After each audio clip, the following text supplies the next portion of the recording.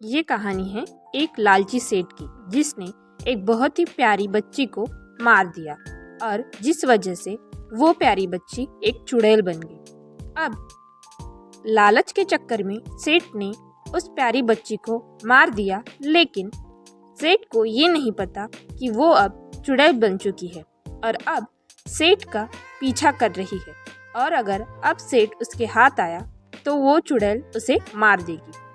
चुड़ैल सेठ के घर में रहा करती थी और सेठ को भी ये बात धीरे धीरे पता चल गई। सेठ ने सोचा कि अब वो क्या करे। बस सेठ के दिमाग में एक बहुत ही अच्छा प्लान आया। उसने सोचा कि वो अपना घर बेच देगा और बहुत ही सस्ते में उसने अपना घर बेचने का सोच लिया और ऐसे ही वो कई लोगों से मिलने लगा। एक दिन एक औरत सेठ के पास आई और कहने लगी, सेठ जी, आपने कहा था कि आप अपना घर बेचना चाहते हैं। इतने सस्ते में कुछ समझ नहीं आया। वो मुझे लेना था लेकिन कुछ ज़्यादा ही सस्ता नहीं हो गया वो? मतलब बात कुछ हजम नहीं हो रही। आप ही सोचो, इतना अच्छा घर आप इतने सस्ते में क्यों बेच रहे हो? कुछ गड़बड़ तो नहीं? बताओ। सेठ सोचने लगा, इस औरत को अब क्या बताऊं कि मैंने लालच के चक्कर में एक चुड़ैल को अपने पीछे लगा दिया है। सेठ उसे समझाने लगा, लेकिन औरत को दाल में कुछ काला लगा, क्योंकि उतना अच्छा घर इतने सस्ते में कोई कैसे बेच सकता है भला। बस औरत वहाँ से 9-11 हो गई। सेठ परेशान हो गया कि आखिर मैं करूँ तो करूँ क्या और जाऊँ तो जाऊँ कहाँ। आखिर इस घर को बेचूँ तो बेचूँ कैसे? उस चुड़ैल के चक्कर में ये घर तो बिक ही नहीं रहा। सेठ बहुत ही परेशान हो उठा। एक दिन उसे मिंकू की माँ मिली। मिंकू की माँ बहुत ही अच्छी थी और हर किसी पर भरोसा कर लेती थी। सेठ ने अपनी चिपड़ी चुपड़ी बातों से मिंकू की माँ को बहला फुसलाकर उनका घर लेने के लिए मना लिया। सेठ ने कहा, सुनो, आपको घर चाहिए था ना, मैं सस्ते में दे दूंगा। वो क्या है, मुझे वहाँ उस घर में नहीं रहना। मैं अच्छा नया घर लेने वाला हूँ, तो मैं उस घर को बेचने का सोच रहा था। मैंने सुना आप ले रही हो, तो आप इतने अच्छे लोग हो कि मैं आपको सस्ते में दिलवा दूंगा। बताइए आपको चाहिए क्या? मिंकू की माँ सोचने लगी कि क्यों नहीं, आखिर उन्हें घर की ज़रूरत भी थी और उन्हें ये समझ नहीं आया कि इतना लालची सेठ आखिर इतने सस्ते में घर बेच क्यों रहा है भला। मिंकू की माँ बिना कुछ बोले सोचने लगी और उसने निर्णय कर लिया कि वो घर लेंगे और मिंकू की माँ ने घर ले लिया।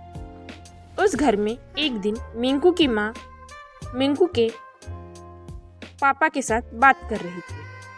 सुनो मिंकू के बापू, तुम्हें पता है मैंने घर ले लिया है ये, और तुम्हें अच्छा तो लगा होगा। पसंद मेरी जो है ना बताओ। मिंकू की माँ मिंकू के बापू के साथ इस तरीके से बात कर रही थी। मिंकू की माँ ने आगे कहा, सुनो, मुझे कभी कभी इस घर में थोड़ा डर लगता है। मुझे ऐसा लगता है जैसे यहाँ कोई है। तुम्हें क्या लगता है, जरा बताओ ना। मिंकू के बापू सोचने लगे, मैंने तो यहाँ एक चुड़ैल को देखा है। अब मैं इसे कैसे बताऊँ कि इसने जो घर लिया है वो इतना खतरनाक है कि कोई यहाँ रह ही नहीं सकता। लेकिन मिंकू की माँ की खुशी देखकर मिंकू के बापू उसे कुछ नहीं कहते और चुपचाप मिंकू की माँ की बातें सुनते रहते हैं। लेकिन आखिर ये कब तक छुपने वाला था कि उस घर में एक बहुत ही भयानक चुड़ैल है। बस मिंकू की माँ अपनी खुशी जाहिर कर रही थी। देखो कितने सस्ते में लिया है मैंने ये घर। सोचा भी था कि इतने सस्ते में इतना अच्छा घर मिलेगा। तभी अचानक चुड़ैल उनके सामने आ गई और मिंकू के पापा ने कहा, देखो ये क्यों इतने सस्ते में दिया है ये घर। उस इंसान ने इस चुड़ैल के वजह से हमें ये घर सस्ते में दिया है। हमारे साथ तो धोखा हुआ है, धोखा। तभी अचानक वो चुड़ैल बहुत ही खुशी से कूदने लगी पता नहीं उस चुड़ैल को क्या हुआ था। शायद उसे इस बात की खुशी थी कि उस घर में कुछ अच्छे लोग आए हैं। बस ये सब देखकर तो मिंकू की माँ का पारा चढ़ गया। हालांकि उसे बहुत ज़्यादा डर भी लग रहा था। वो चुड़ैल खुशी के मारे कूदने लगी। पता नहीं चुड़ैल को क्या हुआ था। शायद चुड़ैल को इस बात की खुशी थी कि कुछ अच्छे लोग उस घर में आए हैं और अब शायद चुड़ैल इनके सहारे कुछ करना चाहती थी। क्या है चुड़ैल का प्लान, जरा देखते हैं आगे। एक दिन मिंकू अपने घर आया। उसने देखा कि चुड़ैल अपने हाथों में खूनी कटोरा लेकर बैठी थी। मिंकू ने कहा, अरे बाप रे बाप, ये चुड़ैल तो दिन ब दिन खतरनाक होती जा रही है। मैं जाऊँ तो जाऊँ कहाँ? ये और बस ये कहकर बेचारा मिंकू रोने लगा और खुद से ही कहने लगा, इतनी भयानक चुड़ैल, मैं जाऊँ तो जाऊँ कहाँ? अब तो हमारे पास पैसे भी नहीं है कि हम दूसरा घर खरीद सके। उस सेठ को तो मैं छोड़ूंगा नहीं, बहुत बड़ी सजा दूंगा। और उसे पता नहीं है उसने किससे पंगा लिया है। उस सेठ ने हमें धोखा दिया है, धोखा। एक दिन उस सेठ का बहुत बुरा होगा, हाँ नहीं तो। बस ये कहकर बेचारा मिंकू रोने लगा। उसी रात उसे एक बहुत ही अजीब सपना आया।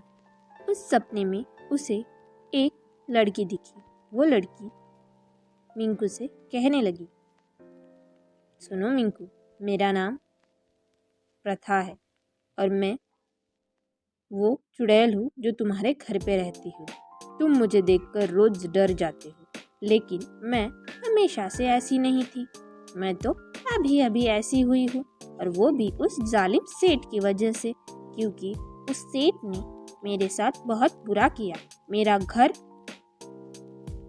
मुझसे छीन लिया, वो भी धोखे से, और मुझे मार दिया। आज मैं एक चुड़ैल हूँ सिर्फ उस धोखेबाज सेठ की वजह से। मैं उसे मारना चाहती हूँ। अगर उस धोखेबाज सेठ को मैंने नहीं मारा तो मुझे मुक्ति नहीं मिलेगी। मैं बस अपना बदला लेना चाहती हूँ। पता नहीं उस सेठ ने और कितने लोगों की ज़िंदगी बर्बाद की होगी। अगर तुम मुझे मदद करो तो मैं तुम्हारा घर छोड़ दूँगी। और हाँ, मैं उसे छोड़ना नहीं चाहती। अगर मैं उसे नहीं मारूंगी तो कम से कम उसे सज़ा मिलनी चाहिए और उसे पुलिस के पास जाना चाहिए। ये सब देखकर मिंकू ने सोचा शायद चुड़ैल उसके ख्वाब में आकर उसे कुछ बताना चाहती है, और मिंकू ने बस अच्छा सा प्लान बनाया और सेठ को उसके घर भेजा। जैसे ही सेठ घर आया उसने देखा चुड़ैल तो आज भी इसी घर में रहती है। बेचारा सेठ इतना डर गया और सोचने लगा कि मिंकू ने मेरे साथ बहुत बड़ा धोखा किया है, धोखे से मुझे इस घर ले आया। सेठ ने कहा, मुझे माफ़ कर दो प्रथा जी, मुझे माफ़ कर दो। मैंने थोड़ा गलती से आपका घर छीन लिया, लेकिन मेरी कोई गलती थी नहीं उसमें। वैसे मुझे माफ़ कर दीजिए, मुझे मत मारिए, मुझे मत मारिए। बस सेठ डर के मारे ऐसी अनाप शनाप चीज़ें बोलने लगा, लेकिन अब उसकी खैर नहीं थी। चुड़ैल ने उसे इतना मारा कि शायद सेठ को उसकी नानी याद आ गई होगी। सेठ ने डर के मारे उसके सारे काले कारनामे कबूल कर लिए। मिंकू ने तभी वहाँ पुलिस बुलाई और फिर पुलिस ने उस सेठ से कहा, तुमने जो ये अभी अभी अपने खूबसूरत कारनामे बताए हैं, क्या वो सच है? ज़रा फिर से दोहराना। सेठ तो इतना डरा हुआ था, उसे लगा मौत से अच्छा तो मैं जेल में चला जाऊँ। और सेठ ने अपने ही हाथों अपने सारे गुनाह कबूल कर लिए और फिर पुलिस उसे अपने साथ ले गई। और इस तरीके से चुड़ैल ने अपना बदला उस सेठ से ले लिया और मिंकू और उसके बापू और उसकी अम्मा साथ में खुशी खुशी रहने लगे। अब उनके घर में कोई परेशानी नहीं, सब लोग हंसी खुशी अपनी ज़िंदगी बिताने लगे और चुड़ैल को भी मुक्ति मिल गई।